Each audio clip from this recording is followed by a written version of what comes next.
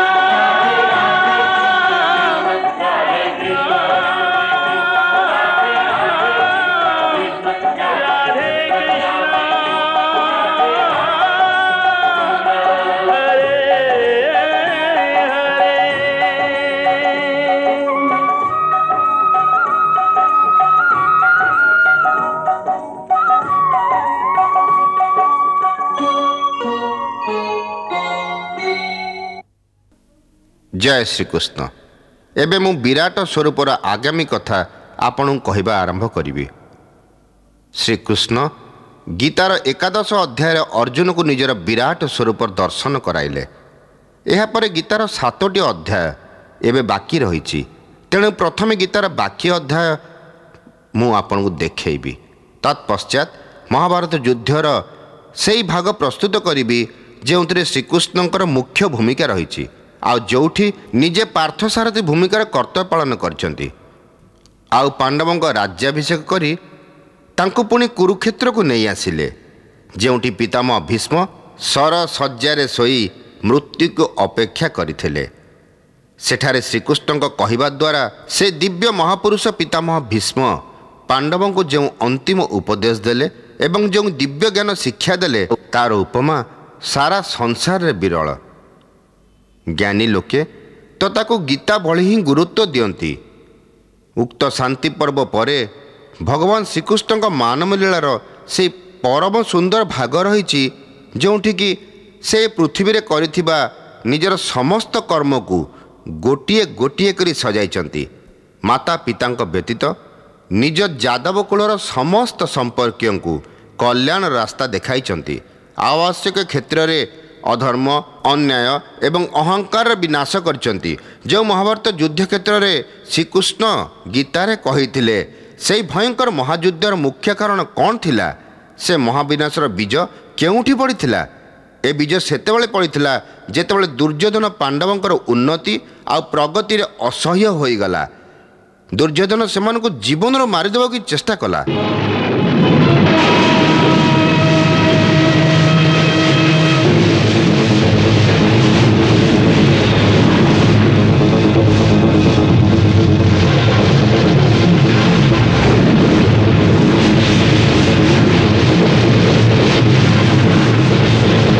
चतुर्दिगरु सेमानकु नियारे पोड़ी देवाक चाहिला। भीम को पानी रे बुड़ाई देवाक चाहिला। किछि जेमती नहला शकुनी मामू कहिला जे ଯେତେବେଳେ ଜଣେ ବୀରକୁ ନିଜ ଶକ୍ତି ଦ୍ୱାରା ପରାସ୍ତ କରିପାରିବ ନାହିଁ ତାହେଲେ ଧୋକାରେ ହରାଅ। ସେତେବେଳେ ଶକୁନି ମାମା କହିଲା, ଦେଖ ବସନ୍ତ ଉତ୍ସବ ଆସୁଛି, ଆଉ ପାଣ୍ଡବମାନେ ମହାରାଜ ଧୃତରାଷ୍ଟ୍ରଙ୍କ ଠାରୁ ଆଶୀର୍ବାଦ ନେବା ପାଇଁ ହସ୍ତିନାପୁର ଆସିବେ। ସେହି ସୁଯୋଗରେ ଆମେ ସେମାନଙ୍କୁ ପଶା ଖେଳ ପାଇଁ ନିମନ୍ତ୍ରଣ କରିବା। ସେହି ପଶାର ଜଣେ ଲୋକ ପଶା ନିଶରେ ନିଜ ପତ୍ନୀକୁ ହାରିଦିଏ, ଆଉ ଜଣେ ନାରୀକୁ ଜଣେ ସତୀକୁ ସାରା ଦରବାରରେ ଉଲଗ୍ନ କରିବାକୁ ଚେଷ୍ଟା କରାଯାଏ।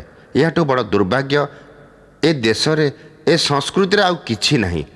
ସେହିଠାରୁ ହିଁ ବୀଜ ପଡ଼ିଛି ଏ ମହାବିନାଶର, ଯେଉଁଥିରେ କି କେବଳ ଗୋଟାଏ ମହାନ ରାଜ୍ୟକୁ ବରଂ ଏକ ମହାନ ସଂସ୍କୃତିକୁ ଏବଂ ସଂସ୍କୃତିର ଉଦ୍ବୁଦ୍ଧ ସମ୍ମାନୀୟ ସମ୍ପର୍କ, ମାନବୀୟ ମୂଲ୍ୟବୋଧ ଏବଂ ହ୍ୟୁମାନ୍ ଭ୍ୟାଲ୍ୟୁଜକୁ ପଶା ପାଲିରେ ଉତ୍ସର୍ଗ କରିଦେଲା। ସେଦିନ କୌରବ ସଭାରେ ଯେଉଁ ପଶା ଖେଳ ହେଲା ତାହା ଧର୍ମର ଖେଳ ନଥିଲା, ଛଳ ଆଉ କପଟର ଖେଳ ଥିଲା। ଯୁଧିଷ୍ଠିର ଏବଂ ପାଣ୍ଡବ ତାକୁ କେବଳ ଖେଳ କରି ବିଚାର କରୁଥିଲେ, କିନ୍ତୁ କୌରବ ଗୋଟିଏ ଯୁଦ୍ଧ ଭଳି ଖେଳୁଥିଲେ। ସେମାନଙ୍କର ଗୋଟିଏ ଯୋଜନା ଥିଲା ଯେ ପାଣ୍ଡବଙ୍କୁ ତଳି ତଳାନ୍ତ କରିଦେବା। ଛଳନାକାରୀ ଶକୁନି ଜିତି ଚାଲିଥିଲା, ଆଉ ପାଣ୍ଡବ ଗୋଟିଏ ପରେ ଗୋଟିଏ ପ୍ରତିଟି ପଣ ସହିତ ନିଜର ସବୁକିଛି ହାରି ଚାଲିଥିଲେ।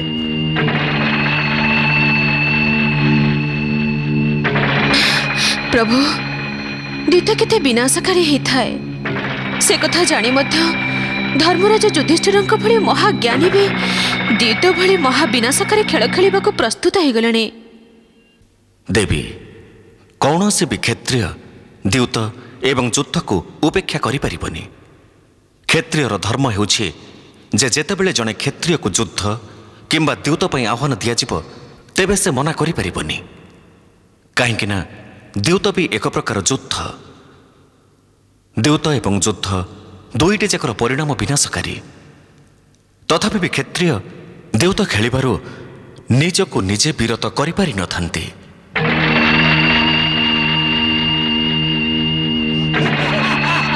କୁହନ୍ତୁ ସମ୍ରାଟ ଯୁଧିଷ୍ଠିର, ଏଥର ଆପଣ ପଣରେ କଣ ରଖିବେ କୁହନ୍ତୁ?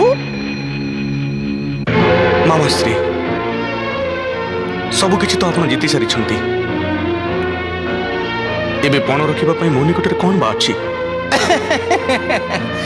ଆପଣ ଚାରି ଜଣ ଅନୁଜଙ୍କ ଭ୍ରାତାଶ୍ରୀ, ଏ 4 ଜଣ ହିଁ ତ ଆପଣଙ୍କ ଧନ।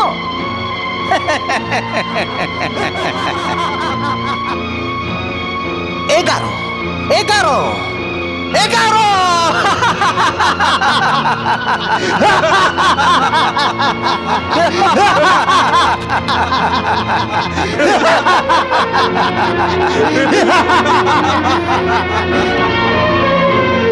ଏବେ ବି ଆପଣଙ୍କ ନିକଟରେ ଗୋଟେ ଅମୂଲ୍ୟ ହୀରା ବାକି ରହିଛି, ଗୋଟେ ଅମୂଲ୍ୟ ହୀରା।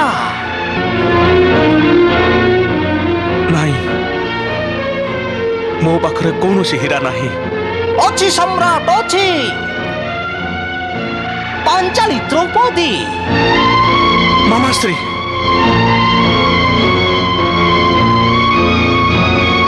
ହଁ, ଦ୍ରୌପଦୀ। ରଖନ୍ତୁ ସମ୍ରାଟ ଯୁଧିଷ୍ଠିର ନିଜର ଅନ୍ତିମ ପଣ। ଏପଟ ନହେଲେ ସେପଟ।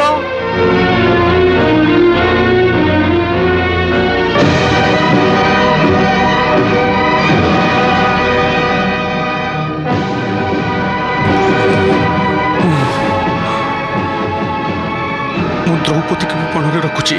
ଦ୍ରୌପଦୀ,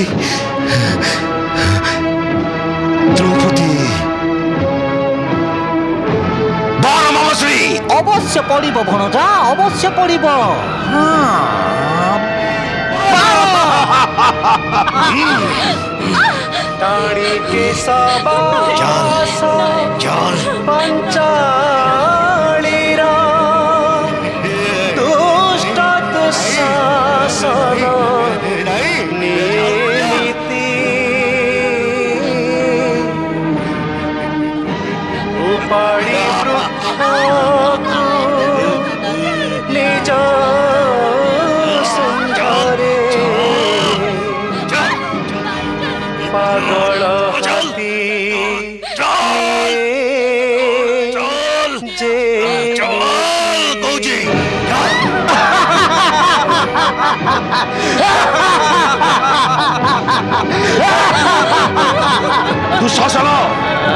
प्रियव्रताश्री उठ उठ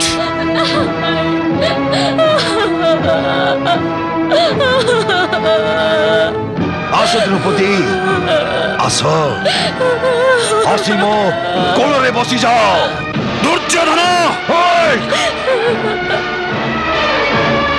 तू ए द्यूतर नुह मो पत्नी भी अपमान करछो। मु ये सारा सभा प्रतिज्ञा करुची जे जो जंग पर तुम पत्नी को बसवा को आदेश देचो ईश्वर राण मु से जंग को मो गदारे निश्चित भांगिबे। आउ दुशासन तू भी मोर अन्य प्रतिज्ञा शुणिने जो हाथ में तू द्रौपदी केश को छुईचु से हाथ को मु तो शरीर अलगा करदेवी आउ तो रक्त रे मु द्रौपदी केश धोबी। कहार मान सम्मान नहीं तू एते क्रोध करुछु आउ को मुहरे तू ताकू निज पत्नी कहूचु।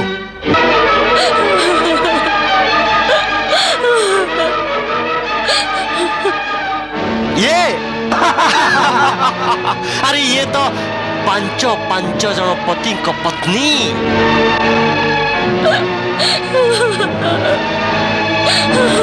पांच जन को स्थान रे जदि 6 जन हे जाती ताहले कोन आकाश खसी पड़िबो।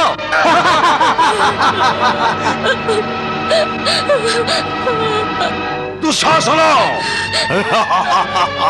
द्रौपदी को विवस्त्र करिदे विवस्त्र करिदे विवस्त्र।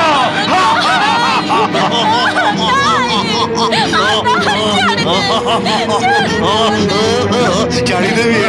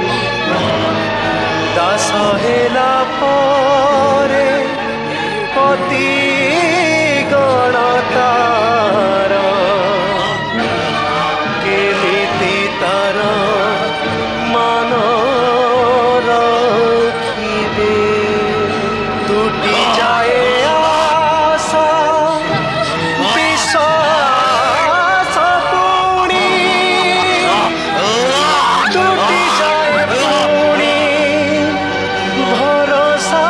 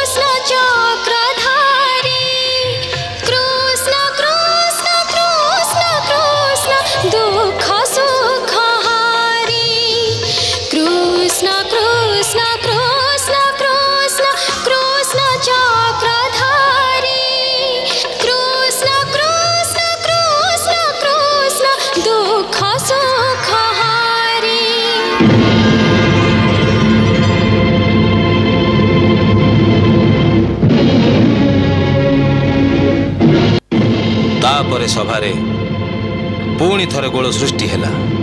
प्रत्येक व्यक्ति निज निजर मतामत देउथिले। केही पांडवंक सपक्षरे कहिले तो आउ केही कौरवंक सपक्षरे चित्कार करुथिले। शेषरे गोटे निष्पत्ति ग्रहण करागला जे पांडव 12 वर्ष पाई वनवास एवं गोटे वर्ष अज्ञातवास भोग करिवे। आउ शर्त भी थिला जे जदि अज्ञातवासरे धरा पड़ी जाती तेबे सेमानकु पुणी थरे 12 वर्ष वनवास एवं पुणी गोटे वर्ष अज्ञातवास भोग करने पड़िब। एमितिकी पांडव निजर ज्येष्ठ पिताश्री आज्ञा अनुसार निजर राजस्वी वस्त्र त्याग करी वनवास जीवाई प्रस्तुत हो गले।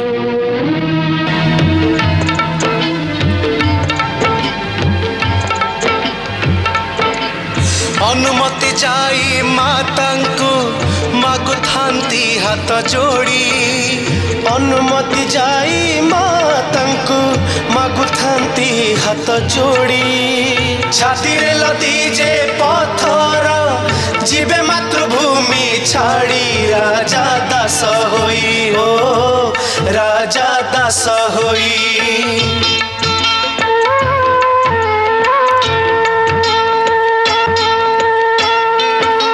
स्वामींकर जीए पथटी से तो पत्नीर पथ। स्वामींकर जीए पथटी से तो पत्नीर पथ। सीतांग परी द्रौपदी मानि नेले से सत राजा हेले दास ओ राजा हेले दास।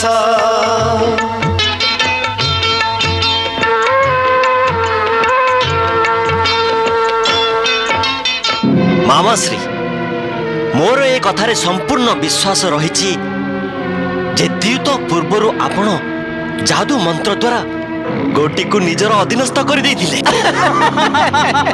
सेइथि पाई तो गोटी आपण को इंगित रे नाचुतिला। टिके धीरे कहंतो अंगराज कर्ण धीरे। आपण जानि नांती कांथ बाड़र भी कान थाए। जदि शकुनी मामुर षड़यंत्र विषय केही भी जानी पारे तेबे अनर्थ होई जब अनर्थ। हां एबे कोनोसी भी अनर्थ बनी मामाश्री ना। एबे हमर केही भी किछि करि परिबेनी। एबे मो राजा हेई सारिछि राजा। पांडव तो जंगल रे पहुंची निराश होई जाइथिले। हेले श्रीकृष्ण सेमानंकर साहस बढ़ेइले आउ सेमानंकु कौरवंक कुटिल बुद्धिर व्याख्या कले। जो माने यही चाहूथिले जे पांडव माने निराश एवं बलहीन हो जातु। कौरवंकर यह योजना को विफल करने निमंते श्रीकृष्ण पांडवंकु कहिले जे 13 वर्षर वनवास प्रकृत रे तुम निमंते विधिर विधान। सेथिपाई विधिर वरदानर सुजोग नहीं तुमे निजर शक्ति निजर बल वृद्धि करबा उचित।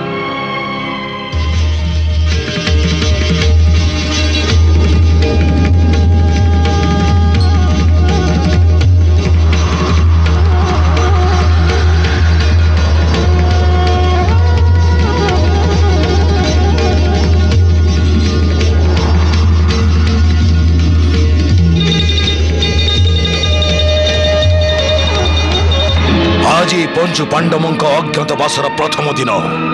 जाओ सेमानकु चारि दिगरे खोजो। प्रतिटी सहर प्रतिटी राज्य प्रतिटी ग्राम रे सेमानकु खोजो। जंगल वन पहाड़ पर्वत सबु जगह रे जाई खोजो। आकाश पाताल एक कर दियो।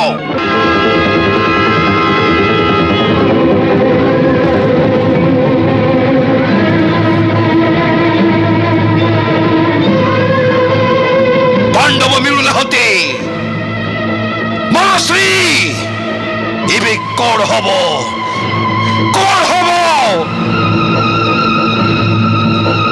एपटे दुर्योधन एवं तार गुप्तचर जो पांडवंक संधान रे भारतर प्रत्येक अंचल बुलुथिले सेई पांडव माने किंतु विराट नगरीर राजांक महल रे राजांक दास भाव रे अज्ञातवास काटुथिले। सम्राट युधिष्ठिर कंकभट्ट नाम राजांक परामर्शदाता रूप से तांको सहित पशा खेली तांकर मनोरंजन करुथिले। गदाधारी भीमसेन राजमहलर पाकशाला रे बल्लभ नामक रोषैया भाव भोजन प्रस्तुत करुथिले। उर्वशीर अभिशाप अनुसार अर्जुन गोटे वर्ष पाई नपुंसक हो जाइथिले आउ बृहन्नला नाम नर्तक रूप में राजकुमारी उत्तरा को नृत्य शिक्षा देउथिले। नकुल तंतपाल होई घोड़ाशाल रे घोड़ा को सेवा करथिले आउ सहदेव तंतिक नाम रे गोशाला रे काम करथिले। आउ साम्राज्ञी द्रौपदी सरंद्री भाव में महाराणी केश विन्यास करथिले। कथा कौन प्रभु आज आपण बड़ प्रसन्न लगुचंती? हाँ देवी, आज पांडवंकर 13 वर्ष प्रतीक्षार अंत हेछि। देवी, अज्ञातवास शेष हवा परे आज पांडव जेतेबेले विराटंक दरबार रे प्रकटित हेबे सेतेबेले विराट राजांकर कौन जे दशा हब सेई विचार रे मु तो आनंद विभोर। आपण चक्रवर्ती सम्राट युधिष्ठिर निजर 4 जण अनुजक सहित मो राजमहल रे दास ही रहिले। मु आपणकर सेवा करिबा बदल रे आपणकटारु सेवा ग्रहण कली। ए भूल मोर अजाणत रे हेची। ए भूल पाई आपण दया करी मते क्षमा कर दियंतु।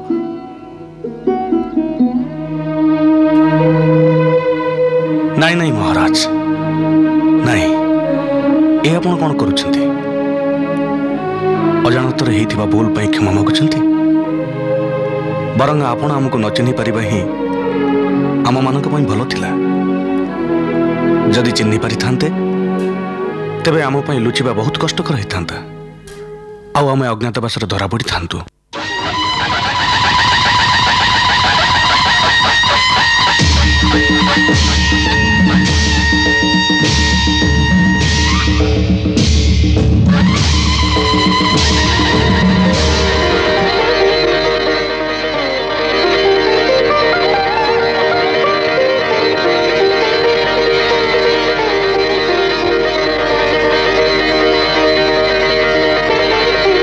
केड़े भाग्य मोर द्वारिकाधीश श्रीकृष्ण आज मो महल पदार्पण कले। सुखी भव। प्रणाम वासुदेव। प्रणाम। आसंतु आसंतु सम्राट युधिष्ठिर।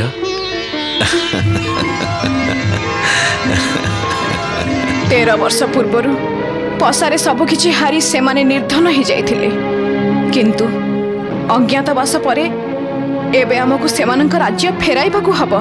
नहीं माता स्त्री, हस्तिनापुर को पूरी तरह विभाजन करी मु पांडवों को इंद्रप्रस्थ फेराई देविनी। जदि पांडव मो सहित कली करने को चेष्टा करती तेरे युद्ध अवश्य हम। जदि दुर्योधनर तरबारी युद्ध निमंते आग्रही तेरे मोर तरबा भी ता सहित युद्ध करने केबेठु व्याकुल। कौरव माने राजसभा मो पुत्री द्रौपदी सहित जो व्यवहार करथिले तार प्रतिशोध नेबा निमित्त पांचाल राज्यर प्रतिटी तरबारी 13 वर्ष हेला अनिद्रा रहिछंती। द्रौपदी मो भौणी आउ मो भौणी प्रति असम्मान प्रदर्शन करी कौरव माने मते आह्वान दैचंती। मो भौणीर राखीर नियम जो पर्यंत मु धृष्टद्युम्न कौरव मानक कामुक हाथ को काटी फिंगी न देची से पर्यंत द्रौपदीर असम्मानर प्रतिशोध पूर्ण हबनी। मु भी निजर 2टी प्रतिज्ञा पूर्ण करबा निमंते युद्धर प्रतीक्षा करूची। भ्राताश्री आपण युद्धर आज्ञा दियंतु। ए समय तो राजकुमारी उत्तरा एवं अभिमन्युर विवाह समय।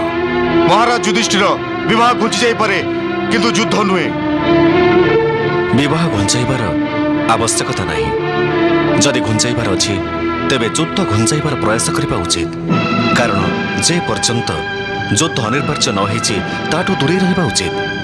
जदि आपण माने चाहंती तेबे युद्धठू दूरे रहिबा पई मो निकटरे एक उपाय अछि। से की उपाय मधुसूदन? शांतिर प्रयास। हे जनार्दन, तुम्हें तो सब जानिच। मो शरीर अवश्य राजसिंहासन उपरे बसिछि किंतु मो आत्मा को केही संपर्कर प्रेमजाल रे फसाई कौन से अंधकार कारागार रे बंदी कर देछि। मु ए संपर्क रे ही विवश मु किछि भी करि परिबिनी किछि भी करि परिबिनी।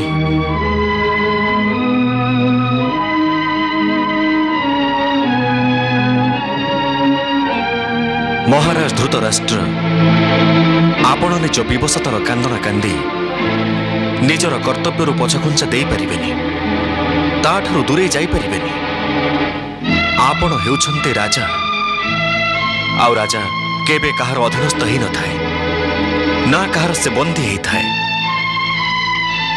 बरं से सेमानंको बंदी करि नै थाए जो माने अन्यर अधिकार को छिन्न करबाको चाहती। बाणजा श्रीकृष्ण तो ए शांतिर भाषा जगह युद्धर भाषा कहले ये तो दूतंक मर्यादार उल्लंघन। ये तो भ्राताश्री को आम विरुद्ध उस्काई आमको बंदी करने को चाहते। हाँ अरे ये कौन मते बंदी करिवो?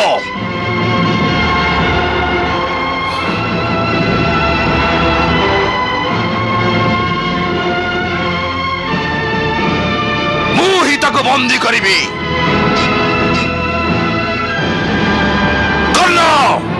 बंदी करिनियो एई पक्षपाती दूत को।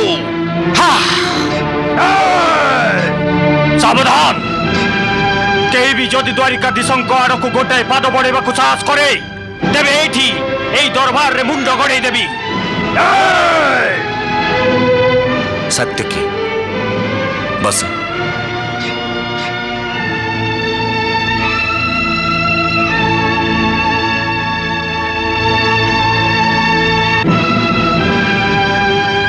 आस आस दुर्योधन आस कर्ण मत बंदी करिनियो आस आस।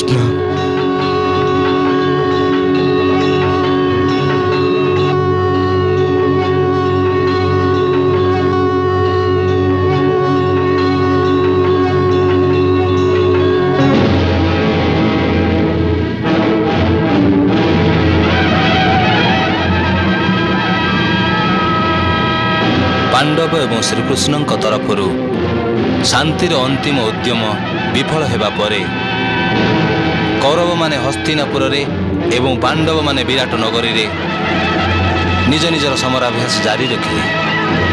उत्तर दक्षिण पूर्व पश्चिमर प्रत्येक राज्यर राजांकु ए महायुद्ध रे निज निज पक्षरु लड़िबार निमंत्रण दियागला। आउ बड़ बड़ राजा महाराजा सम्राट युधिष्ठिर एवं कौरवंक सेना रे उपस्थित होई निज निजर सेना को सेमानंक छत्र तले अर्पण करथिले। अन्य पटरे पांडवंक सेना रे भी बड़ बड़ राजा महाराजा सम्राट युधिष्ठिरंकु निज निजर सेना सेमानंक नेतृत्व रे अर्पण कले। एपटे कौरव पितामह भीष्मंकु निजर सेनापति कले। पितामह भीष्म जहांकर शक्ति से प्रतिज्ञा थिला जहाँ से हस्तिनापुर सुरक्षा पाई नहीं थिले। अन्य पटरे पांडव माने श्रीकृष्ण आज्ञानुसार द्रौपदी भाई धृष्टद्युम्न को तांकर सेनापति नियुक्त कले। जेतेबेले युद्ध अनिर्वार्य होई पड़िला दुई पक्षर सेनापति निज निजर सेना को कुरुक्षेत्र युद्ध भूमि आड़कू अग्रसर हेबाकू आदेश देले।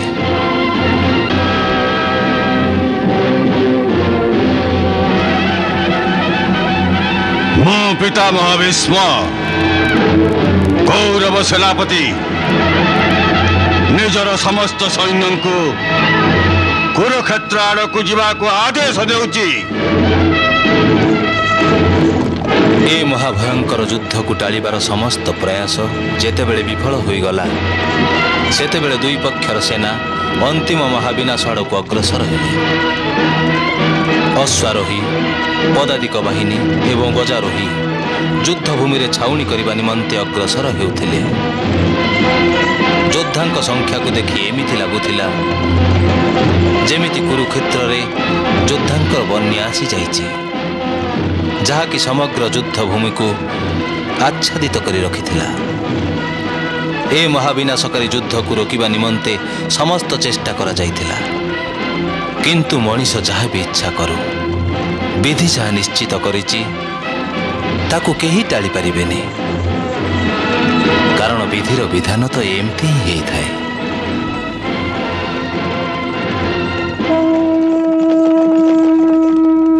मु कौन जानी जे निजर प्रतिज्ञा पालन करने को जाई अधर्मर पक्षभुक्त है मते धर्मर विरुद्ध रे लड़िबा को हबो। जो कूଳରେ आपण एवं महात्मा विदुरंक भली तपस्वींकर अपमान करा जाए द्रोणाचार्य एवं कृपाचार्यंक भली गुरुंकर अवमानना हुए द्रौपदींक भली पतिव्रता नारीर सम्मान सहित खेल खेला जाई थाए सेई कूलर नाश तो एबे आवश्यक ही पड़ी पितामह आवश्यक ही पड़ी। ज्येष्ठ पिता भल है जे मु अंध निज आखिरे ए महाविनाश को मु देखी पारिबिनी आउ देखिबार मनोबल भी मो भितर नाही। ताहले तुम्हें महायुद्ध ए महाविनाश को रोकिलनी कहीं? ज्येष्ठ श्री आपण तो परम ज्ञानी आउ मु जड़े साधारण मनुष्य मु चाहूनी जे मो द्वारा कौनसी अधर्म हेउ किंतु मो पुत्र एवं मोर अधीनस्थ नुहंती मु प्रारब्ध को केमिति बदलाई पारिबी मु ए युद्ध को अटकाई पारिबिनी मते क्षमा करंतु मते क्षमा करंतु। मु हुए तो तुमको क्षमा करी दे पारे धृतराष्ट्र किंतु कुरुक्षेत्र रे जहाँ भी घटिबा को जाउची सेति पई इतिहास तुमको जुग जुग पर्यंत क्षमा करिबनी धृतराष्ट्र।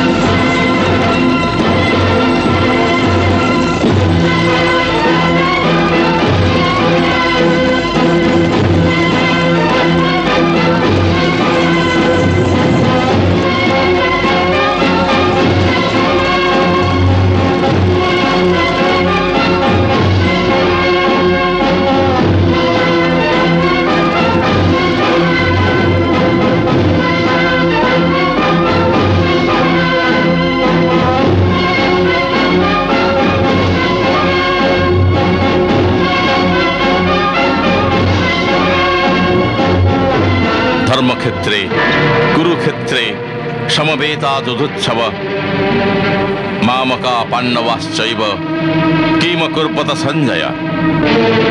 हे संजय, कुरुक्षेत्र जहाँकि धर्मक्षेत्र भी अटे सेठारे युद्ध करिवार इच्छा नहीं एकत्रित होइथिबा मोर पुत्र एवं पंडुपुत्रगण कौन कले एक कथा तुमे मते कुह।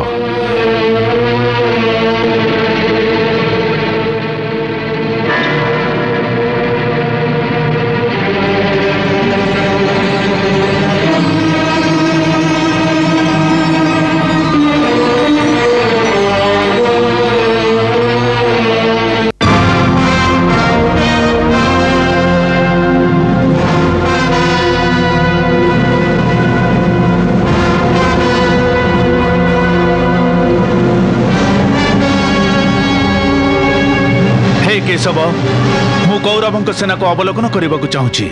मो रथ को दुई सेनार मध्यभाग को नहीं चल।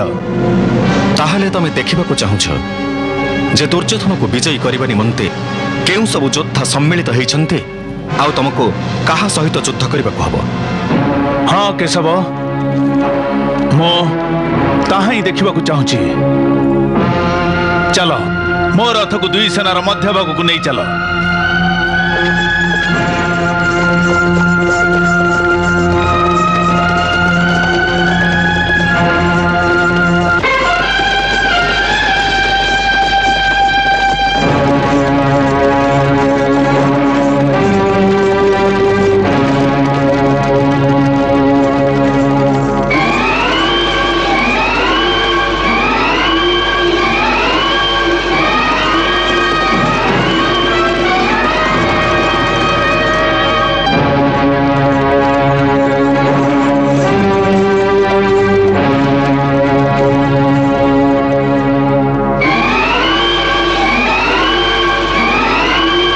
अर्जुन, तुमर इच्छा अनुसार मु तुमर रथ को दुई सेनार मध्यभाग को नहीं आसिली।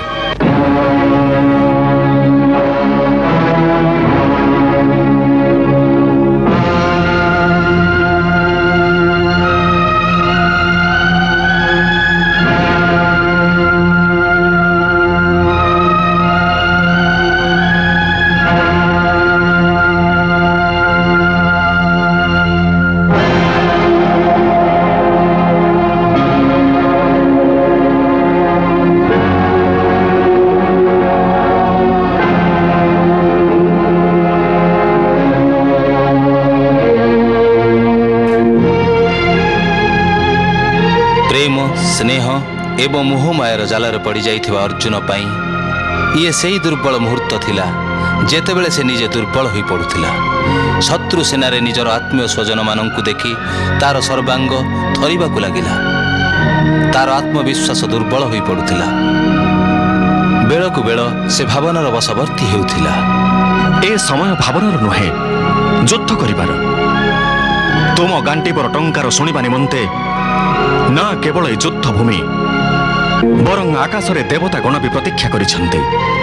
से देखा चाहूंती जे तमे किभली वीरत्वर सहित युद्ध करुछ। अर्जुनर ए कथार भावना रे आपादमस्तक थरिबाकु लागिला। आउ तार कल्पना शक्ति ताकु सेई भयंकर दृश्य देखाई देला जे से तार शत्रु को किभली भाव रे बद्ध करुछि।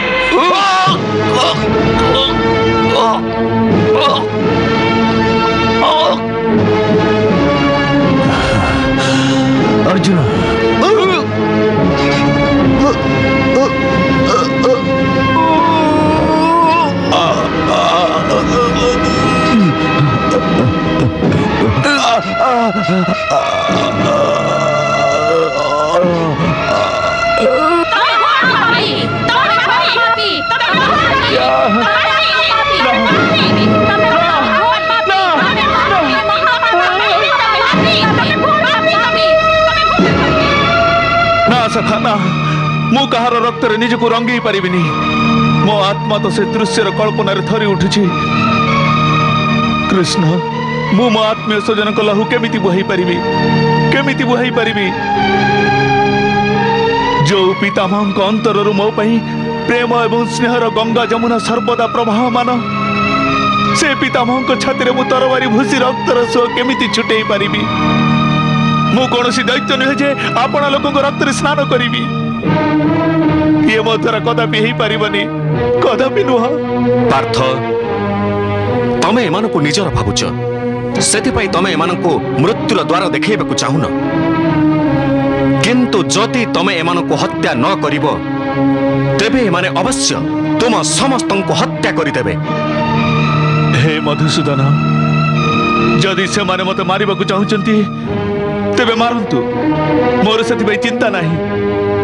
किंतु मु निज लोकंकु मारी पाप केमिति करि पारिबि? हे केशव, तमे तो जानिच जे कुल धर्मर नाश हेले सनातन कुल धर्मर नाश हुए, आ धर्मर नाश हो गले समग्र कुल रे पाप सेमिति व्यापी जाए, जेमिति कौनसी प्राणघातक रोग मनुष्य शरीर रे व्यापी जाए। आउ से परिव्याप्त पापवशत से कुलर नारी माने दूषित हो जाती। आउ नारी माने दूषित हेले वर्ण शंकर संतान जन्म नियंती। आउ वर्ण शंकर पाप जोगु समग्र कुलटा नरकर अधिकारी होता है। सेतिपाई मु युद्ध करिबिनी, मु युद्ध करिबिनी।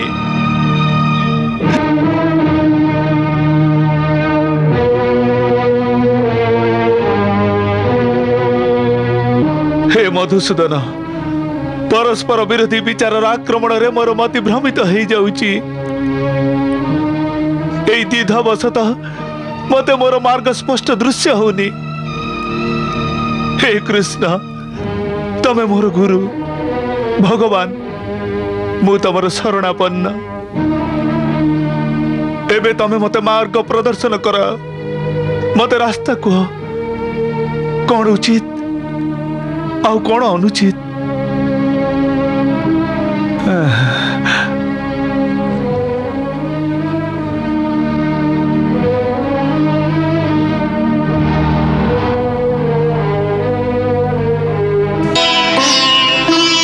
करुण अश्रुपूरित नयन, व्याकुल विचलित प्राण,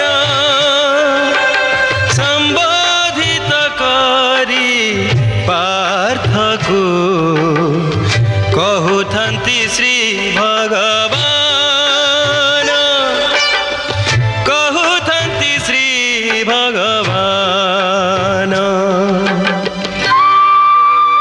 असोच्यानन्नो शोचस्त्वं प्रज्ञावादंश्च भाससे, गता सुन गता सुंश्च नानु शोचन्ति पंडिता।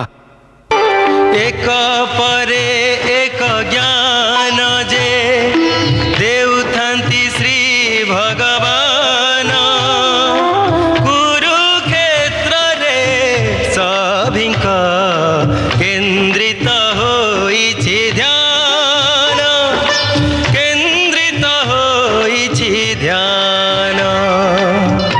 आज पृथ्वी रे जो दिव्य घटना घटिबाकु जाउछि से भली जुग जुग धरी केबे भी हेइनी। भगवान श्रीकृष्ण निजर मानव अवतार रे आज जो ब्रह्म ज्ञान देवाकु जाउछंती ताकु केबे अनादि काल रे से सूर्य देवता को देइथिले। से ज्ञान को स्वयं तांको श्रीमुखरु पुणी शुणिबार अधिकार को मु हराई परिबिनी।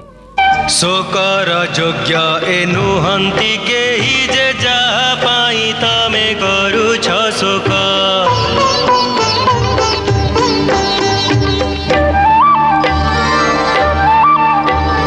पंडितंक भଳି कुहंती कथाए ज्ञानी आगे नहीं जाए पलक। देहर दीपरे प्राणर ज्योति, देहर दीपरे प्राणर ज्योति, जालु थाए काल लिभाए काल।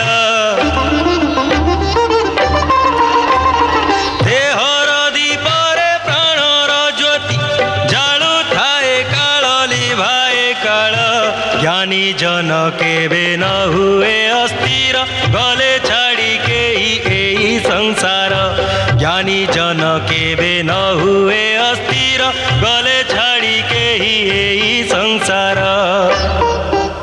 हे अर्जुन, तुमे ए मुहूर्त ना केवल युद्ध भूमिर मध्य रेखार दंडायमान बरं तुमर बुद्धि भी जीवन एवं मृत्युर मध्य रेखार अटकी जाइछि। सेथिपाई तमे निजर कर्तव्य एवं निज धर्मरु निवृत्त हो जाउछ, किंतु निज कर्तव्य ठारू एमिति दूरेई गले किंबा ए युद्धरु विमुख हो गले विधिर विधान बदली जीवनी। काहेकि ना विधातांक विधान अटल एवं स्थिर। तमे कौन भावुच? तमे एमानंकु न मारिले एमाने मरिबेनी ना अर्जुन ना। तमे एमानंकु न मारिले भी सेमाने समस्त मरिबे, काहेकि ना सेमानक प्रारब्ध सेमानक मृत्युर समय दिन एवं मुहूर्त पूर्व ही निर्धारण कर सारिछि। तमे तो जणे कीर्तिमान पुरुष, निजर दुर्बलता को एमिति प्रदर्शन करी तमे निजर कीर्ति को एमिति नष्ट करि दियोनी। जणे कापुरुष निमंते तार कीर्ति नष्ट हेबा तार मृत्यु सह समान। सेथिपाई युद्ध कर पार्थ, युद्ध आउ निजर कीर्ति निजर कर्तव्य आउ निजर धर्म रक्षा कर। अकीर्तिं चापि भूतानि कथयिष्यन्ति तेऽप्ययम् संभावितस्य चाकीर्तिम रणादित्यरिच्यते। हे पार्थ, मु तुमको सेई अज्ञानर अंधकारर बाहर को नेबाकु चाहूछि। ए अंधारे अंधंक भली भाड़ी बुलेइबा बदଳରେ निजर दूरदृष्टि को एक लक्ष्य प्रदान कर। आउ देख ए सृष्टि आड़कू। ए सृष्टि रे जी जन्म नहीं थाए से निश्चित भाव में मृत्युर अधीनस्थ होता है। यार अर्थ होछि ए मर्त्य लोकर प्रत्येकटी प्राणी से मनुष्य हो पारे, पशु पक्षी किंबा गछ लता भी प्रत्येकटी निश्वास नेउथिबा प्राणी निजर जन्म सहित निज मृत्यु को भी सांगरे नहीं आसी थाए। प्रत्येक प्राणी को दिने ना दिने निर्दिष्ट मुहूर्त रे मरिबाकू अर्थात निजर शरीर त्याग करने पड़ी थाए। सेथिपाई तमे सेमानक मृत्युर चिंता छाड़ी दे निजर कर्तव्य विचार करी युद्ध कर। संजय, ए कृष्ण निजर सारथी धर्म भूली जाउची। युद्ध समय सारथी केवल निजर स्वामी आदेश पालन करी रथ संचालना करबा उचित। आ संकट समय यदि आवश्यक हुए तेबे निज स्वामी प्राण रक्षा करने को सुरक्षित स्थान को नहीं जावा उचित। किंतु कृष्ण जहा करुची से सारथी धर्मर विरुद्ध। जदि अर्जुन युद्ध करने को न चाहूची तेबे कृष्ण ताको उपदेश दे युद्ध करने को काहेकि प्रवर्ताउची।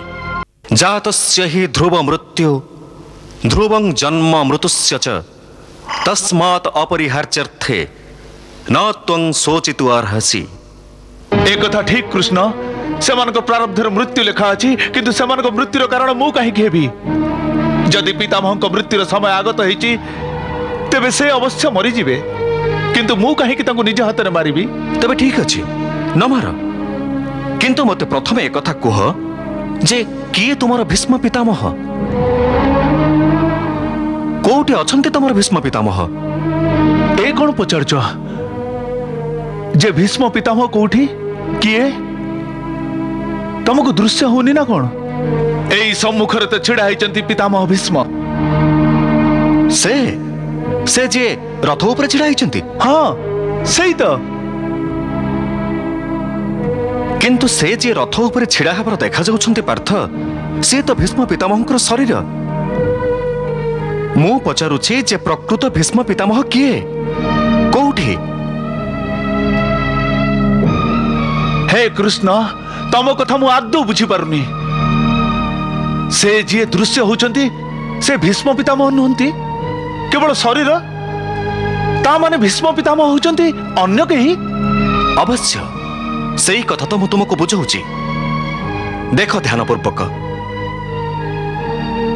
देख, से शरीर रे जो प्रकाश रही ताको आत्मा कहती।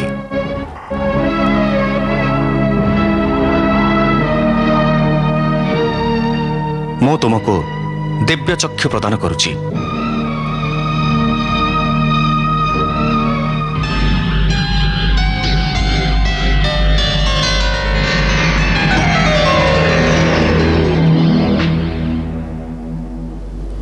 दिव्य चक्षु द्वारा से आत्मा को देख देख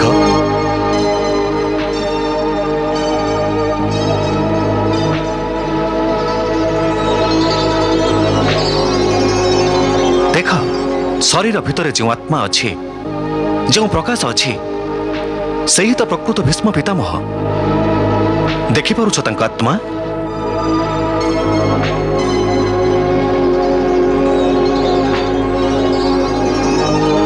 हाँ केशव गोटाए प्रकाश रूपक आत्मा दृश्य होची भल कथा एबे देख जदि मो निजर सुदर्शन चक्र रे भीष्म पितामह शरीर काटी दिए तेबे केवल तांको शरीर मरिब किंतु तांको आत्मार प्रकाश लिभि जीवनी देख मु तुमर ए दिव्य चक्षु को ए दृश्य जीवंत भाव में देखौची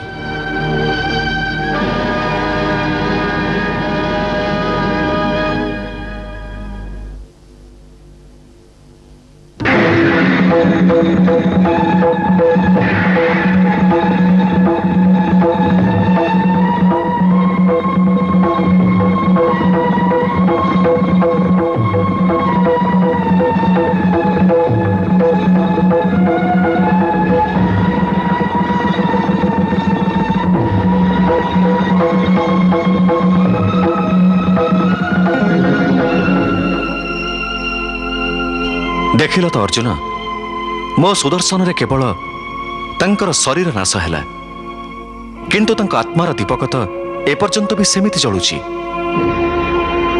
हे कौंतेय ए परम सत्य को भल भाव में बुझी निया जे विश्व रे केवल शरीर ही नाशवान किंतु आत्मा अविनाशी शरीर मृत्यु रे आत्मा मरी जाएनी आत्मा ना केबे जन्म निये आ ना केबे मरी थाए से अजन्म नित्य सनातन एवं पुरातन जी शरीर मृत्यु रे मरी न थाए न हन्यते हन्यमाने शरीरे न हन्यते हन्यमाने शरीरे कृष्णर तत्व ज्ञान शुणिबा को बहुत भल लागुची हे पार्थ ए संसार रे दुईटी वस्तु रही प्रथमटी शरीर एवं अन्यटी शरीर मध्य रहुथिबा शरीरी जी शरीर मध्य रहुथिबा आत्मारूपक शरीरी से केबे भी मरी न थाए आउ जो शरीर अच्छे से सर्वदा रही न थाए आत्मा गोटे शरीर त्याग करी अन्य एक शरीर धारण करि थाए ठीक सेमिति जेमिति मनुष्य पुराना वस्त्र त्याग करी नूतन वस्त्र धारण करि थाए वंशासि जीर्णानि यथा विहाय नवानि गृह्णाति नरोपराणि तथा शरीराणि विहाय जीर्णानि अन्यानि संजानि नवानि देहि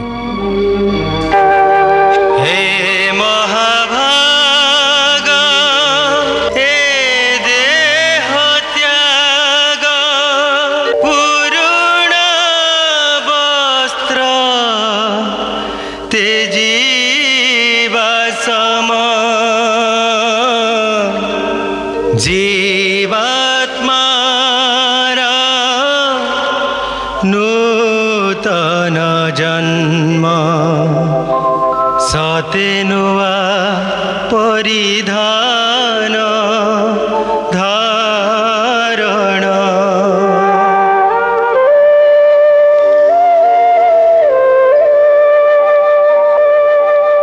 देह जेमिति वस्त्र सेमिति दुहिंकु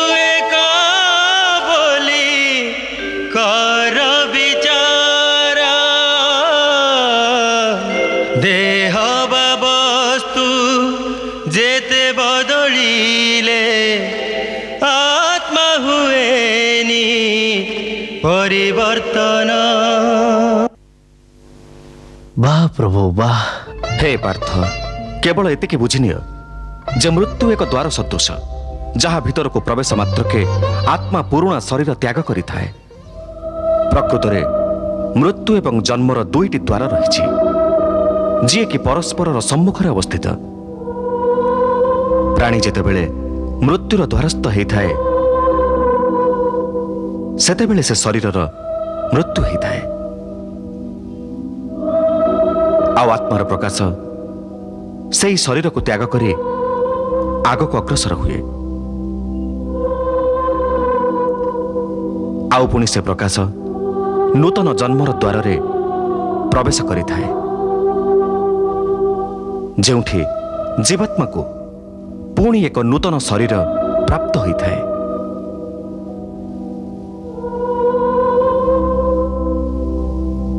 आउ सेठू तार नूतन जन्मर नूतन यात्रार अयमारंभ हुए शैशव यौवन वृद्धावस्था बदले शरीर रूपाकार हेले न बदले आत्मार स्वरूप सबु काले ताहा रहेटी स्थिर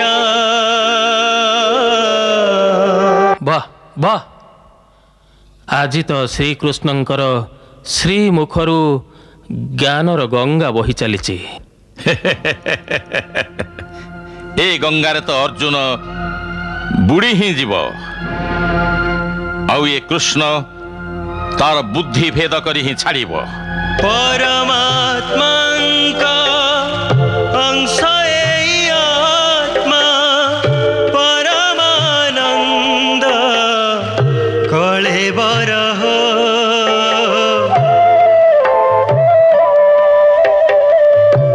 परमात्मा अंश आत्मा परमानंद कलेबर रहे ए महीरे जे जाए शरीर करी थाए ताकू धारण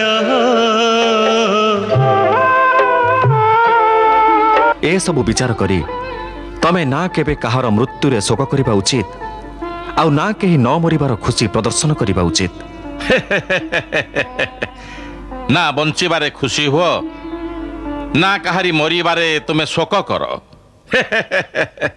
भला ये कौन गोटे कथा मनुष्य जदि दुख अनुसार प्रतिक्रिया प्रकट न करिब तेबे बंचिब केमिति आउ पुणी ता भितरे आउ कौनसी पत्थर मूर्ति भितरे अंतर कौन रहिब पार्थ प्राणीर शरीर एक अदृश्य अंग हेउछि मन जे दृश्य हुएनि किंतु से ही शरीर सबुठारु शक्तिशाली अंग हे पार्थ प्राणी निमंते आवश्यक हेउछि जे प्राणी निजर मन को आयत्त करी निजर अंतर को अवलोकन करी निजर आत्मा को देखिब सेतेबेले ता आत्मा मध्यरे ताकु परमात्मा को प्रकाश स्पष्ट रूपे दृश्य हेब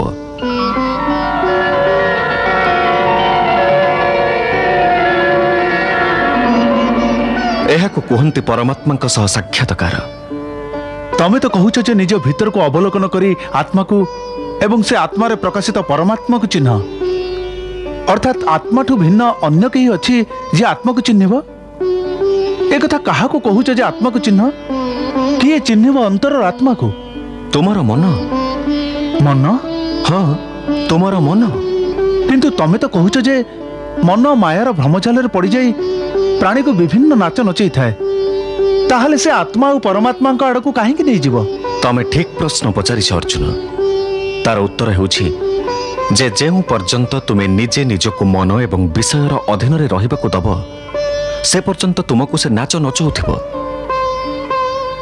हे पार्थ मनुष्यर शरीर एक रथ भली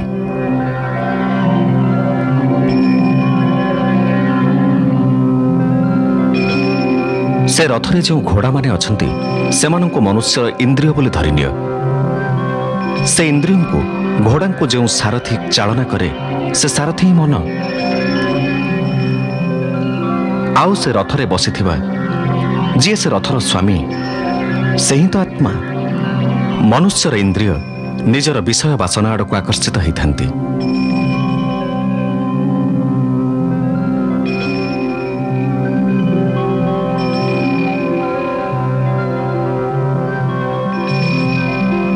आउ तार मन इंद्रियों को सेमानंक बासन आड़ को टाणी नहीं थाए।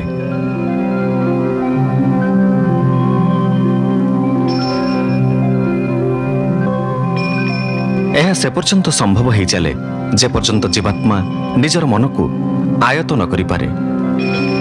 जे पर्यंत मन आयत न हबो से इंद्रियों को सेमानक विषय वासना आड़ को एमती दौड़ाउथिबो। विषय वासना सेमान को इंगित करती डाकती, इंद्रिय भी सेमान आड़ को ढली पड़ती, किंतु मन जीवात्मा को खातिर न करी रथ को से दिग को नहीं चली थाए।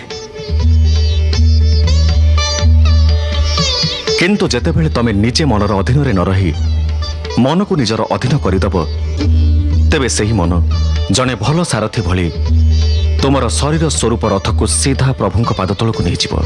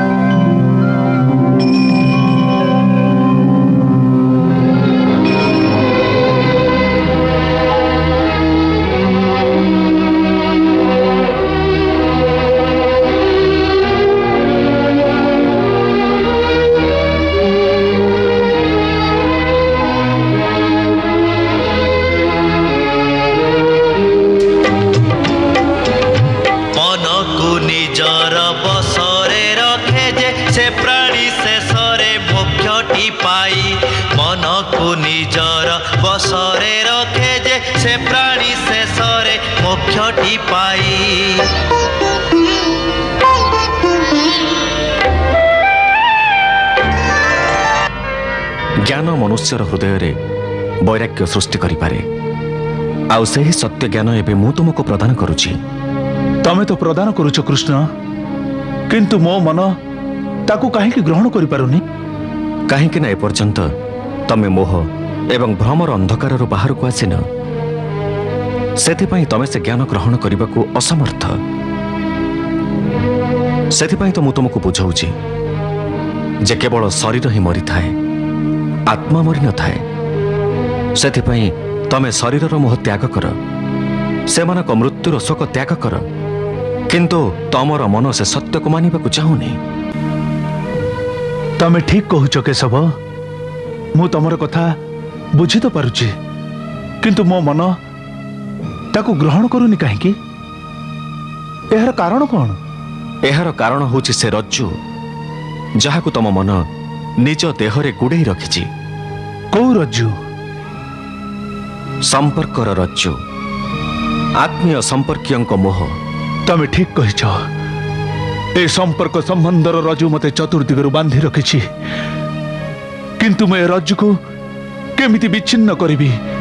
मु मानुछि जे समग्र शरीर नाशवान, किंतु या सहित मोर जो संपर्क से तो नाशवान नुहे, से सत्य। भीष्म मोर पितामह, अभिमन्यु मोर पुत्र,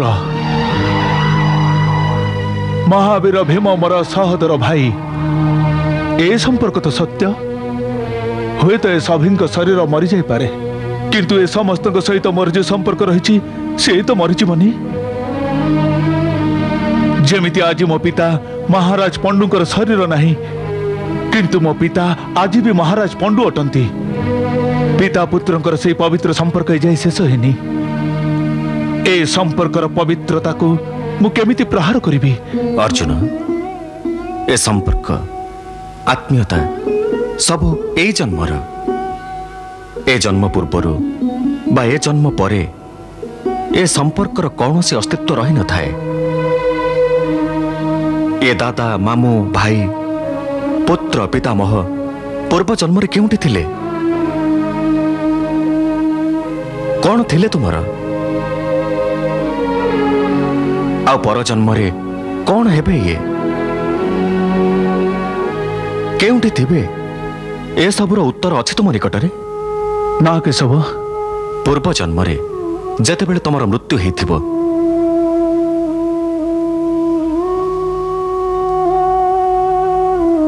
ସେତେବେଳେ ତୁମର ସମସ୍ତ ଆତ୍ମୀୟ ସ୍ୱଜନ ବହୁତ କାନ୍ଦିଥିବେ।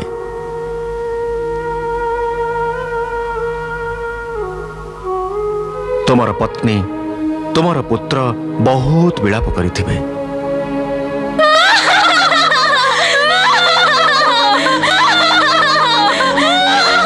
କିନ୍ତୁ ଆଜି ଏ ଜନ୍ମରେ ତୁମର ସ୍ମରଣ ବି ନାହିଁ ଯେ କିଏ କିଏ ସବୁ ତମ ମୃତ୍ୟୁରେ ବିଳାପ କରିଥିଲେ। ଆଜି ତୁମ ନିମନ୍ତେ ସେମାନଙ୍କର ବା ସେମାନଙ୍କ କାନ୍ଦ ବୋବାଳିର କୌଣସି ମୂଲ୍ୟ ନାହିଁ। ସେଥିପାଇଁ କହୁଛି ଯେ ନା କାହାର ମୃତ୍ୟୁରେ ଶୋକ ପ୍ରକାଶ କର, ନା କାହା ସହିତ ସମ୍ପର୍କ ତୁଟିଯିବାରେ ଦୁଃଖ କର। ଏମିତିରେ ବି ମୋ ମାୟା ଏତେ ପ୍ରବଳ ଅର୍ଜୁନ ଯେ ଯାହାଙ୍କୁ ତମେ ଭାବୁଛ ଯେ ତମ ମୃତ୍ୟୁ ପରେ ସେମାନେ ଶୋକ କରିବେ, ସାରା ଜୀବନ କାନ୍ଦି ଚାଲୁଥିବେ, ସେ ବି ଅସତ୍ୟ। ମୋରି ମାୟାର ପ୍ରଭାବରେ କିଛି ଦିନ ପରେ এই କାନ୍ଦୁଥିବା ଲୋକମାନେ ପୁଣି ହସିବା ଖେଳିବା ଆରମ୍ଭ କରିବେ।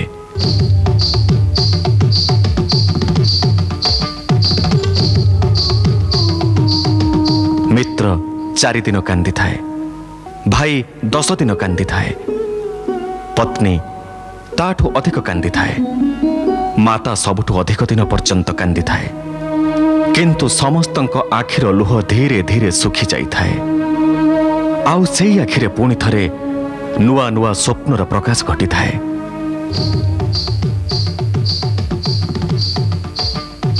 ହେ ଅର୍ଜୁନ, ଏ ସମ୍ପର୍କ ଶରୀରର ଜନ୍ମ ହେବା ସହିତ ଜନ୍ମ ହେଇଥାଏ, ଆଉ ଶରୀରର ମୃତ୍ୟୁ ସହିତ ମରିଯାଇଥାଏ।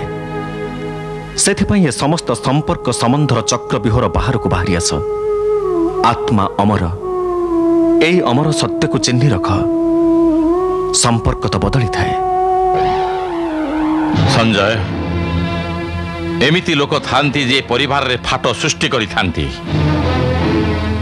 ଭାଇକୁ ଭାଇଠାରୁ ଅଲଗା କରିଦିଅନ୍ତି, ଅଖଣ୍ଡ ପରିବାରରେ ଶତ୍ରୁତାର ବୀଜ ବୁଣି ଦେଇଥାନ୍ତି। ଏ କୃଷ୍ଣ ତ କଥା କହିବାରେ କୁଶଳୀ, ବାଲ୍ୟକାଳରେ ଲହୁଣୀ ଖାଇ ଖାଇ ତା କଥା ଗୁଡ଼ାକ ବି ଚିକ୍କଣ ହେଇଯାଇଛି। ଲାଗୁଛି ଏ ଅର୍ଜୁନକୁ ସମ୍ପର୍କର ମୋହରୁ ନିଶ୍ଚିତ ଭାବେ ବାହାର କରିଦେବ। ଏବେ ମୁଁ ତୁମକୁ କର୍ମଯୋଗ ବିଷୟରେ ସେହି ଗୂଢ଼ ବିଧି କହିବି, ଯାହାଦ୍ୱାରା ତୁମେ କର୍ମ କରିବି ସୁଦ୍ଧା କର୍ମବନ୍ଧନରୁ ମୁକ୍ତ ରହିବ। ସୁଖ ଦୁଃଖେ ସମେ କୃତ୍ୱା ଲାଭା ଲାଭୌ ଜୟା ଜୟୌ ତତୋ ଯୁଦ୍ଧାୟ ଯୁଜ୍ୟସ୍ୱ ନୈବଂ ପାପಂ ଅବପ୍ସ୍ୟସି। জয় পরাজয় পুଣି লাভ হানি দুঃখ সুখ সমভাবে আদরিনি অটি ন হই বিমুখ। রণক্ষেত্রে লাভ ক্ষতি বুঝে নাহি যোদ্ধা জিয়ে শত্রুকু করি সংহার ধর্ম নিজ পালে সিয়ে। শস্ত্র খেল না যেঠি রণভূমি ক্রীড়া ক্ষেত্র ক্ষত্রিয় তো যুদ্ধ প্রিয় এহি তাহার চরিত্র। ছাড়ি যেতে শঙ্কা মনু কর যুদ্ধ মোর মিত্র। পাপ পুণ্য বিচারর নুহ তুমে যোগ্য পাত্র।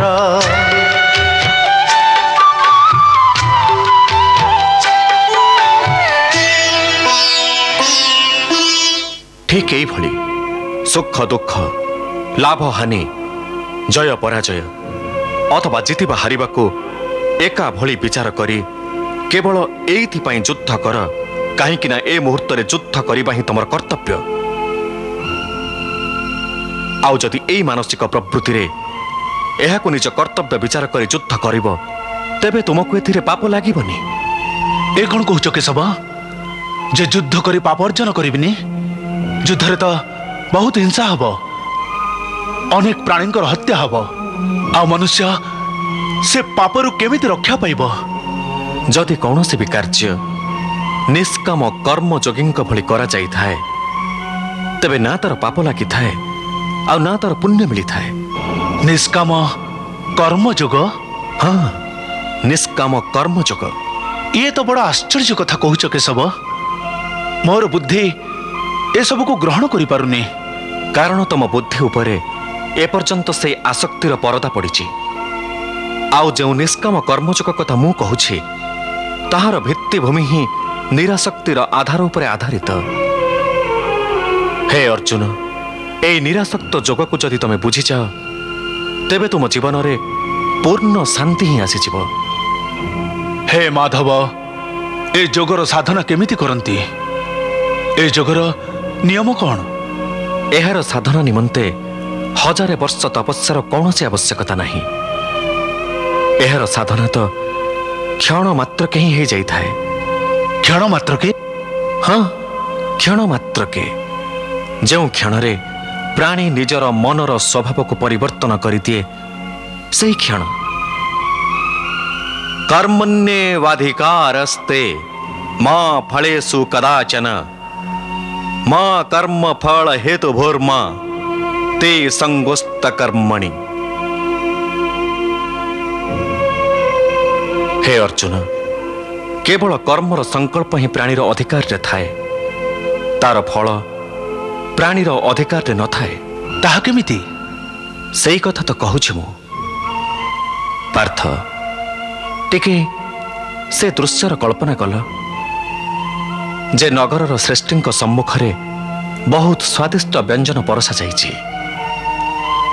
थाली पुणी सुनार गरम गरम व्यंजन भरी रहिछि, जाहाकु देखि से बहुत प्रसन्न हेउछन्ति।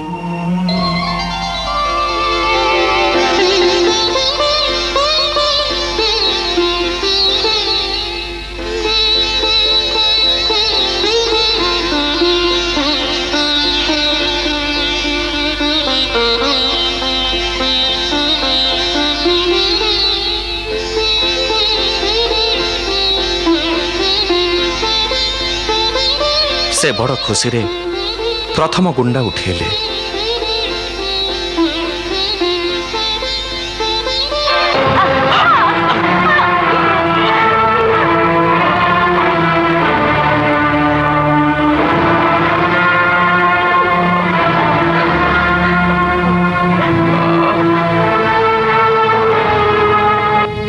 देखिल तो प्रारब्धरे नथिले पार्टी पाखक आसी भी दाना फेरी जाई थाए। वाह प्रभु वाह। हे केशव, जेतबेले कर्मरु मनुष्य मुक्त हो पारिबानी तेबे से कर्म केमिति करिबो जेमिति कि ताको पाप एवं पुण्यर मुक्ति मिलिबो? हे पार्थ, एहार उपाय हेउछि जे मनुष्य फलर इच्छा त्याग करी कर्म को निजर धर्म मानि नब। फल ताको अवश्य मिलिबो, किंतु से फल को से विधानर इच्छा विचार करी ताको स्वीकार करिबो। ज्ञानी पुरुष एई जोग को आपणार करी कर्मयोगी ही जानती। आहा, केड़े महान सत्य को प्रभु केते सहजरे कहिदेले। केमिति भगवान? देवी, समस्त भय चिंता कलुषतार मूलरे आसक्ति रही थाए।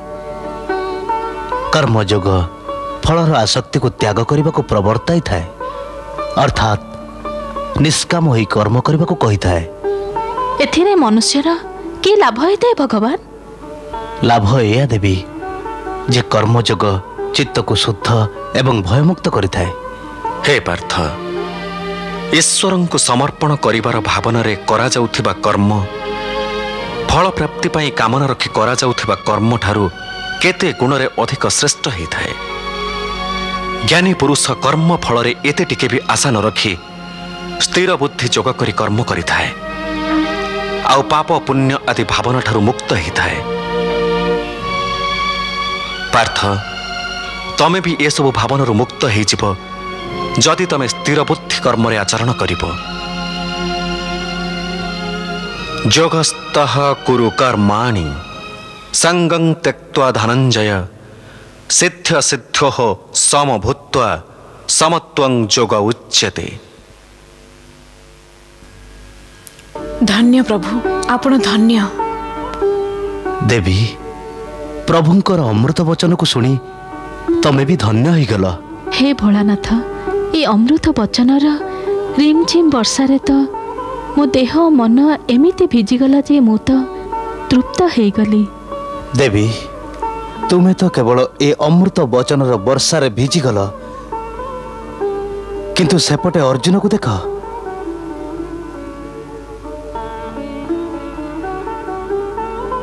ए संपूर्ण अमृत वर्षारे तो तार समग्र अस्तित्व तार आत्मा पर्यंत एमिति बदली जाइछि जे जेमिति रिमझिम वर्षा परे पृथ्वी सबुज वस्त्र पिंधि कन्या ही जाए।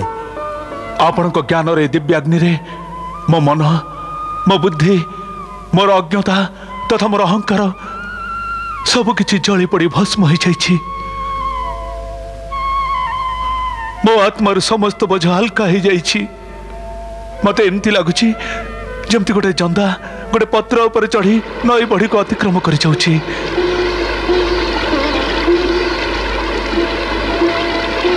ठीक सेमिति मु आपणकर करुणा रूपक कमल पत्र उपविष्ट ही ए विशाल भवसागर उपरे भासी चलीछि। जेमिति अंत समय रे गोटे मृत शरीर आत्मारू दूरे जाए, ठीक सेमिति एई मुहूर्त मोर समस्त आसक्ति समस्त आशा समस्त कामना मो ठारू दूर हो जाइछन्ति। आम प्रकाशर किरण भली हल्का हो जाइछि। एबे जेमिति मोर अस्तित्व पर कौन सी बोझ ही नहीं, चतुर्दिगरे केवल प्रकाश ही प्रकाश। मु देखि पारुछि जे ए मुहूर्तरे तमे केवल एक प्रकाशर पुंज, जहाको मो निजर दिव्य ज्योति द्वारा प्रकाशित कर देछि। कौन सी लालसा कौन सी कामना एबे तुम मध्यरे बाकी नहीं। हे प्रभु, एबे मु संपूर्ण रूपे कामना भी नहीं पारी नहीं। ये कौन कहूछ अर्जुन? एबे भी मो अंतर रे गोटे कामना रहिछि जहा ध्वंस पाइनी। हे अर्जुन, एमिति केउ कामना रहिछि जहा को मोर तेजस्वी रश्मि भस्म करि पारिनी? आपणक दर्शनर मोर साक्षात दर्शन तो तमे करूच पार्थ। ना भगवान, ए मुहूर्त मु आपणकर संपूर्ण रूपर दर्शन करने चाहूँगी। हे समस्त चराचर स्वामी, जदि आपण मो उपर प्रसन्न तेबे मोर अंतिम इच्छा पूर्ण कर दियंतु। हे पार्थ, मु तुमको सर्वदा निजर सखा संबोधन करिछि। मु तुमरे इच्छा भी अवश्य पूर्ण करि पारिबि, किंतु मोर विराट स्वरूपर दर्शनर तेज तुमरे आखि सह्य करि पारिबनि। हे अर्जुन, तुमर दृष्टिर आकार एते बड़ नुह जे जेउथरे तमे मोर संपूर्ण शरीर को दर्शन करि पारिबो। मो निमंते तो मोर आकार छोट, किंतु आपणकर करुणा आपणकर दया तो छोट नुह। प्रकृत दाता जड़े जाचकर क्षुद्र पात्र देखि निजर दान तो कम कर दिएनी। ठीक सेमिति हे करुणानिधि, मते से ही नेत्र प्रदान करंतु, जेमिति मु आपणकर विराट रूपर दर्शन करिबि। हे अर्जुन, जने परम भक्तंक भली आज तमे भगवान को भी परास्त करदेल। भल कथा, मु तुमर इच्छा अवश्य पूर्ण करिबि। आज तुम निमंते समस्त देवी देवता भी मोरे दुर्लभ रूप को देखि धन्य हो जिवे। प्रथमे मु तुमको से नेत्र प्रदान करुछि जहा कि विराट स्वरूप को दर्शन करि पारिबो।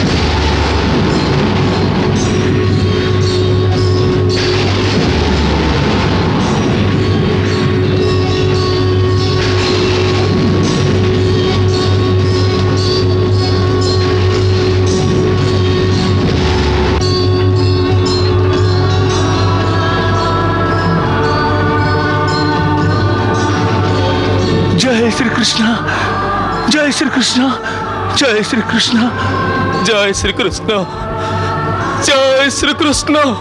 संजय, जय श्री कृष्ण। मु पचारुची कौन होची? महाराज किसी भी पचारतुनि जे ये मुहूर्त कौन होची। भगवान श्री कृष्ण अर्जुन को निजर दिव्य विराट स्वरूप देखौचंती। विराट स्वरूप, विराट स्वरूप।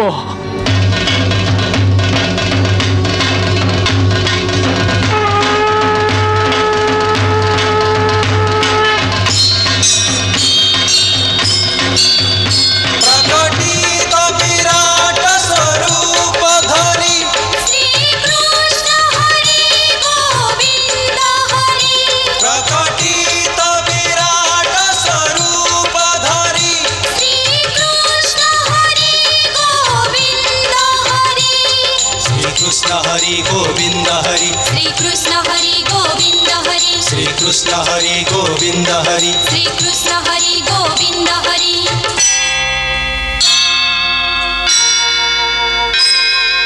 केशव नमः, केशव नमः, माधव नमः, माधव नमः। श्री कृष्ण गोविंद हरि मुरारी, बखाणु गुण तुमार भाग्य आमारी।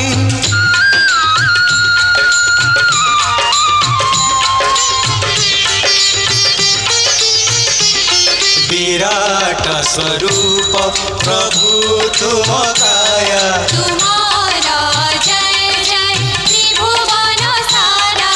धन्य एई जे विराट तम रूप, धन्य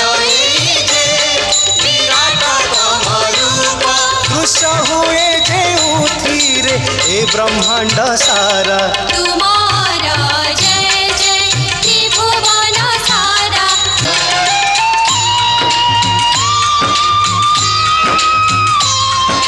नेत्र अनेक अनेक मुख, उदर टाई विशाला।